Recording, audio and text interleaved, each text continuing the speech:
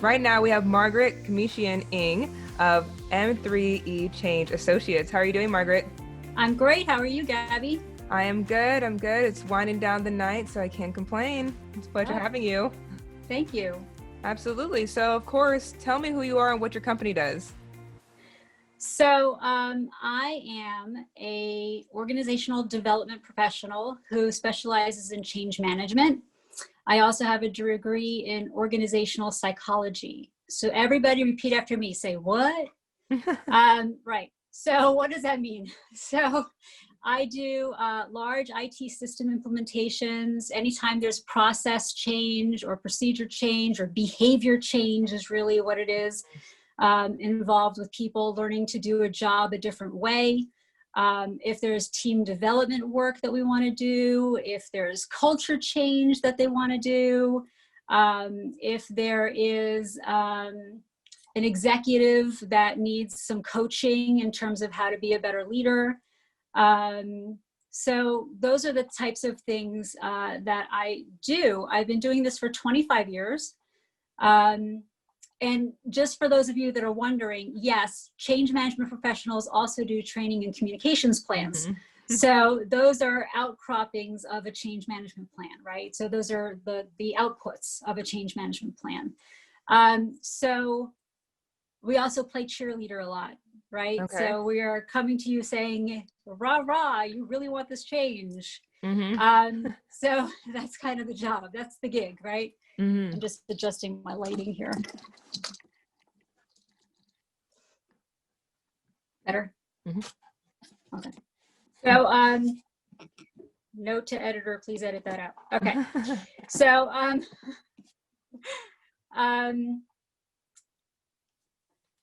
25 years, been doing this for 25 years. Everything from Xerox to Johnson & Johnson, so large global companies, all the way down to mid-sized companies. I have been in 2 of the big 4 consultancies.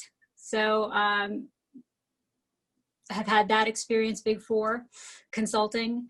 But in and out of my career, every time I've had a life change, I've either gone on salary or gone back to being on my own. But the crux is I'm always a change management professional practitioner, right? So regardless of who's writing the check, that's been my gig. Okay. And M3E Change Associates has been around since 2017. Okay. And so, as you know, like I said, it's only 2017. Things have changed. A lot has happened. How did you get into that and where you are now? Right. So up until COVID hit, like I said, I was working for large corporations, doing implementations. Pretty much, large IT systems are the projects that can afford people like me. So a lot of those. And doing these huge transformational projects, COVID hits and my business dries up. Why? Because I'm an expensive resource and we're nice to have resources, right? We're not need to have resources. That's necessity. Mm-hmm. Exactly. So I'm sitting at home. It's June and my kids, I have 2 children. They were 6 and 13 at the time. Mm-hmm. So kindergarten and 8th grade are sitting at home trying to do virtual education and learn virtually. I'm watching both of them struggle. I'm watching my own pain as a parent, trying to help them learn. I'm watching the teachers fumble because never ever did we prepare teachers to teach in a virtual environment. We always taught K-12 educators to teach live. I'm watching superintendents struggle, principals struggle. So I decided, wait a minute, hold up, time out. I do change management for a living, right? I help people communicate. I have a certification in virtual teaching and instructional design and e-learning. I've been doing this for 25 years. There is absolutely no reason I can't help schools. Right. And it was a really important mission for me, and it still is to this day, because I see myself as helping children by helping schools, right? So this is a pretty common problem right now. A lot of parents are in pain. A lot of kids are struggling in school. Teachers are struggling to figure out how to teach both virtually and in a hybrid environment. So those of you that don't know, hybrid means they've got kids in the classroom and they've got kids who are virtual, and they're trying to teach both of them at the same time, which, by the way, are two completely different techniques and completely different methods. So how do you do that, right? And how do you do that effectively? And that's what we help with. So yeah. I'm so happy to see that you're able to create a fresh opportunity, not only for yourself, but for now your new customers, which are the schools, and for kids and for parents. Yes. Yeah, there's just a lot of pain out there, and I see myself as being able to help ease some of that, right? So that's where the focus is right now. Absolutely. So would you say that then, like, your background, like you said, your degree, your experience, that how you do change management overall, even if it's different ways, is that how you're able to kind of leverage flexibility then to think out of the box and kind of pivot when you need to? Absolutely. Absolutely. So it's interesting how we as people kind of fall into or find our niche, right? I didn't grow up saying someday I'm going to be an organizational psychologist. I mean, that just doesn't happen. I don't even think most people know what that is. Did not know before this, but now I do. Now you know, right? So, you know, I'm going to be a change management practitioner. What the heck is that? Nobody, you know, grows up saying they're going to be that. I fell into it, right? So I started out as a Microsoft trainer at a college, teaching people computers. I had my bachelor's degree, don't tell anyone, is in musical theater. Oh, wow. So I came out with a bachelor's in fine arts in musical theater, singing, acting, and dancing. I'd been on stage from the age of 8. I had all these platform skills. We have an expression in theater. We say, break a leg. It's supposed to mean good luck. Yes. Except I really did. Okay. Break a leg. Yes. You see the problem now. Yes. So I had like catastrophic illness insurance. That was it. And now I had these medical bills I had to pay. And so I had to get a real job. And my boyfriend at the time, was now my husband, said, why don't you go teach computers for a while? Had he not said that, I never would have thought it myself. But I knew all this computer software. I had all these platform skills from a background in performance. So I got my first job teaching computers. And then all of a sudden I liked having the ability to lease a car and live on my own without roommates, without cockroaches. The freedom. Ooh, money's kind of nice. You know? Yeah. So I continued along that vein, and I went from, you know, being a Microsoft instructor, which, by the way, you're going to ask me in a little bit, what's my secret sauce? Part of my secret sauce, I'm jumping the gun a little bit here, but part of the secret sauce is that performance background, because even as a Microsoft instructor, I made learning computers fun. Okay. We love that. How many people want to go learn Microsoft Excel? Not too many. No. So, you know, and don't tell them Excel is based on algebra. Whoa, don't ixnay on the algebra. So, so I used to take my performance background and make learning computers fun. And I used to have these older women come into my class, the introduction to computers class. They were literally not breathing. They were like afraid to touch the mouse and afraid to break the computer. Right. So by making it fun, what I quickly learned was adults drop their baggage. If you get them to smile or laugh, now they're with you. They're relaxing. And now we can move forward. Right? now we've got something to work on You can implement and that work off of. education. Yes, they're open now instead of Now they're open to scared and hearing timid. instead of, yes, being intimidated Yeah. and afraid, right? So Mm-hmm. now they're having fun. My job just got loads easier. We love that. We love that. We're humming along. Next thing you know, the day flies by. So I was a really good trainer. And then I learned instructional design. I became a training manager. Then after training management, I got sort of frustrated because I hit a ceiling.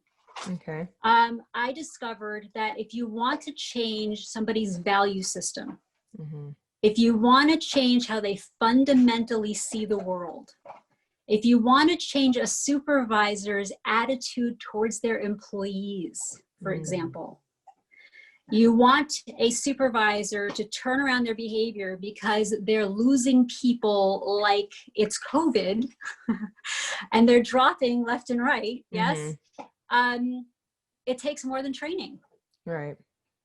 It takes a total reframing Of the culture of of your everything. belief systems, your value systems. And that's how I got on the organizational psychology track. Okay. Was because I needed more tools. I couldn't just be a trainer anymore. Now I saw a higher purpose, a higher mission, right? Something else that I wanted to get at. And so my master's in organizational development from American University allowed me to have a change management career. Okay. And that's how we got here, right? So, and here we are. But I fell into it. I totally fell into it, right? I didn't grow up saying I'm going to do this. Right, which is life. Things happen and then you end up where you're supposed to be, clearly. And look at where I am today. Had COVID not happened and we had not gone to virtual education and I hadn't been the mother of 2 children, children so far apart in age, they're 7 years apart. Okay. So watching a kindergartner and an 8th grader and completely watching different. Wow. how different they are, but how much in pain they still are and how much they're still struggling, watching that the teachers, regardless of age group, are having the same challenges and struggling, right? So I fell into this, right? I fell into helping K-12 schools. So now, for those of you who are thinking, how the hell is she qualified to do that? Can I say hell on a podcast? I don't know if you're allowed to say that. Here we are. I'm a Cub Scout leader. I was a substitute teacher. I was a religious education teacher for my church for like 7 years. Why? Because it was the only way to get my kid to go, was to actually be the teacher. So my son he has autism. Okay. And so I had to learn early childhood education in order to help him, right? So it's not just professional qualifications that led here. It's also personal life happenings and there. And how we got on this whole tangent was because you asked me. Flexibility to think outside the box. Was that? Yes, flexibility, thinking outside the box. Because life. Yes, that's my life. My whole life has been, hey, I'm humming along here. I've got a great job. Oops, there's been a merger and an acquisition. You're cut off. Now what are you going to do? Right. Oops, you had a child. Oops, they have autism. Now what are you going to do? Hey, you started a business. This is my 3rd business. It went bankrupt. Now what are you going to do? So it's just, my whole life has been about pivoting and making choices, pivoting and making choices, pivoting and making choices. And when people ask me, what is this key to survival? Like, what is the key to career or life? I tell them to stop asking themselves what they want to be when they grow up. Stop asking that question. Ask yourself what you're going to do next. That's the only way forward. Because what I want to be when I grow up is too big of a question to answer. And I'm 45 years old and I don't know what I'm going to be when I grow up. I'm still becoming who I'm going to be when I grow up. Right? Yeah, and your story is just so incredible because I feel like it's so relatable because we just have this idea of I'm gonna be this, like you said, and then I'm gonna disagree, and then I'm gonna go and be it for 30 years. And it's like that's not real life. That's not reality. That's not how it That's works. not how it works. And I feel like that's your secret sauce as well, is because you've had to manage change in your own life, in your own career, you're able to teach other people change management Correct. from a real, life standpoint. From a real place of been there, done that, Mm-hmm. feel your pain, true empathy. Mm-hmm. Mm-hmm. Change is not easy. And At I don't want to all. make it sound like it's easy for me either. So I therefore I get can tell you stressed I out could, too. yeah, that I've done it. I've lived it. So therefore I can help you somewhat Get and through guide it. you to get through it. Mm-hmm. Yeah. And I can totally relate to where you are. I can relate to the fear and anxiety that you're feeling. I totally get that you're looking for that glass of wine after work. I been there, done that, got it. Mm-hmm. Yep. Absolutely. Take yourself for a walk instead. Uh, Better but options. look for healthier options. Gabby, you like to work out. You personally train, so yeah, Yes. you can relate to that one, right? Yeah, I have to find other Exercise is a options. great reliever of stress. It is. Sometimes it adds to my stress, but I do use it once in a while to relieve me of my stress. So, yeah. So obviously, like you said, you've had to pivot. Now it's dealing with COVID. You've had this new, basically, sector and aspect of your business. Where do you see your business then the next few years, and what do you hope? How do you hope to accomplish it? It's a great question. So first of all, what am I going to do next? Mm-hmm. It's all I'm looking at. So right now I'm in COVID. Right now I'm trying to get the word out. I'm trying to let as many schools know as I possibly can that I'm here, that I want to help, that I have the faculties and tools to help. Mm-hmm. That's where my focus is right now. And I get questions all the time, but it's just COVID. What are you going to do when COVID's over? No, you don't understand, you guys. You guys. COVID is not over. Right. New York City. So this is being recorded November 23rd, 23rd. everybody, right before Thanksgiving, okay? November 23rd, 2020. New York City just closed all their schools. They're purely virtual. Mm. Morristown, New Jersey just closed their schools. They went virtual, okay? Mm. We're watching COVID numbers rise through the roofs, especially in the Northeast, because it's getting colder and people are doing more and more indoors. And so it's easier to pass the disease and it's easier to catch it than ever before. Whereas during the summer, our numbers were low because everybody just did everything outside. Right. It was much easier. It was much easier to socially distance. It was much easier to gather and have meetings. Like my Cub Scout troop, we just met in the park. Right. We went for a Social hike distance, and maintained 6 feet of separation, right? It was fine. It was easy. Now we're having to meet indoors, right? So it's pretty soon I'm going to go virtual on them. I haven't told them yet, but pretty soon we're going to have to figure out how to be a Cub Scout troop virtually. So this isn't going away anytime soon is my point. It's not. We're watching it peak right now. We're watching it climb right now. It's about to peak. And then maybe in September, we'll go back to hybrid. Or we'll go back to, if the vaccine gets pushed out and it gets disseminated enough, we might be able to go back fully live in September. Right. So you still have time. Right now, this is going to be your space. This is my space for right now. And then I strongly believe we are watching education in the United States change forever. Truly change. Can you see us giving a snow day to kids anymore? Actually, did you think about that? Right? True. Unless there's a power outage. Have any of that, but yes. Sorry, the buses can't roll, but you can get online. Yeah. Right? Yes. So what about kids who before were home due to medical reasons and had to be homeschooled? Maybe they don't want to be homeschooled. Maybe they want a public school education. Now there's options. Once we figure out hybrid education and we really figure out how to do it well, we can include more children in our public school education experience and in our classes.